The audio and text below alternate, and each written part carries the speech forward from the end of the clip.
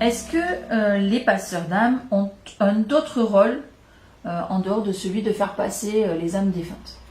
Alors oui, ils ont aussi un rôle de protection, parce que par exemple, je disais, aller nettoyer les maisons énergétiquement en faisant passer les âmes errantes. Parce que parfois on se dit, il y a des défunts, soit qui appartenaient à notre famille, soit qui étaient là auparavant parce qu'ils vivaient dans la maison, qui sont restés, on va dire, bloqués sur notre univers, comme ça, sur notre plan.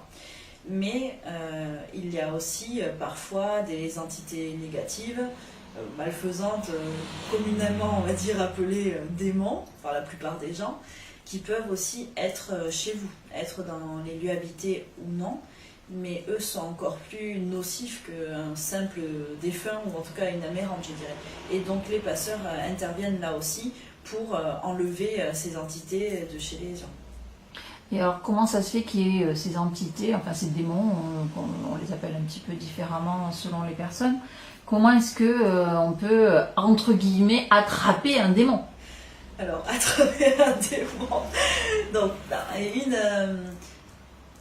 ouais, soit il est déjà dans la maison, malheureusement, soit aussi, donc on peut attraper un démon, on va dire, en ayant une mauvaise hygiène de vie. Donc je ne parle pas juste de ne pas faire de sport, mais vraiment avoir certaines addictions, car oui, ça abaisse beaucoup notre taux vibratoire et donc on est plus faible et plus enclin à attirer, on va dire, un démon, mais aussi en étant dans la colère, dans l'injustice, en ressentant tout le temps des mauvaises pensées, en étant triste. C'est là qu'ils peuvent apparaître pour essayer d'améliorer votre vie, si on peut dire comme ça. Et il y a aussi certaines pratiques ésotériques non maîtrisées, que l'on fait par exemple sans protection, que l'on fait pour jouer, pour s'amuser, telles que appeler les esprits, les planches Ouija, le pendule, et même les cartes de tarot, tirer les cartes. Si on ne les fait pas dans des bonnes conditions, lorsqu'on utilise ces supports, on ouvre des portes vers d'autres univers.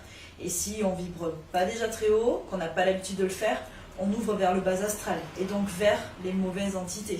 Donc c'est comme ça que oui, on peut avoir un démon après chez soi. Donc, qu'est-ce qu'on peut faire pour se protéger? Qu'est-ce qu'on peut faire pour empêcher ça et pour ne pas sombrer justement dans ces maîtrises dans ces pratiques non maîtrisées? Donc déjà, avant de faire, moi je dirais, il faudrait, avant de faire toutes ces pratiques, comment dire, les faire déjà avec quelqu'un qui s'y connaît un peu plus. Et puis il y en a certaines que je ne tenterai pas, par exemple la planche Ouija, je ne tenterai pas même moi maintenant, parce que je sais que ça c'est quelque chose, il faut vraiment, vraiment très très bien s'y connaître et être un très bon médium, ayant l'habitude de le faire, car on ne sait pas à qui on parle, et c'est vraiment une porte ouverte à se faire posséder, si on peut dire, en tout cas hanter. Et après, il faut se protéger. C'est comme, avant de faire toutes ces pratiques-là, c'est comme s'il fallait faire un mini-rituel de protection, allumer de l'encens, demander avoir la protection des anges, des guides, de ceux en quoi vous croyez en tout cas. Ne pas le faire comme ça, à la va-vite, sans réfléchir.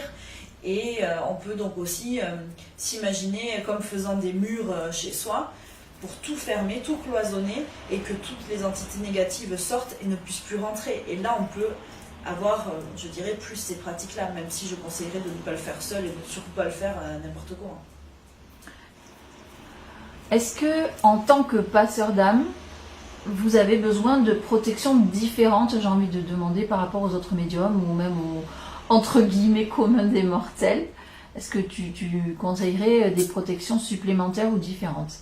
Donc je dirais que chaque passeur doit avoir ses propres protections, qui bien sûr, je pense, sont un peu plus, je dirais plus fortes énergétiquement, car on attire bien sûr les âmes errantes, et ce qui est très fatigant, donc on ne peut pas les permettre de rentrer n'importe quand chez soi, parce que c'est quand même fatigant de les avoir autour de soi, donc je pense qu'il faut des protections par rapport à eux, bien sûr, mais aussi et surtout des protections face à tout ce qui est entité négative, que l'on peut aussi réveiller, car ils ne veulent pas que les passeurs agissent et fassent passer les autres âmes errantes dans la lumière.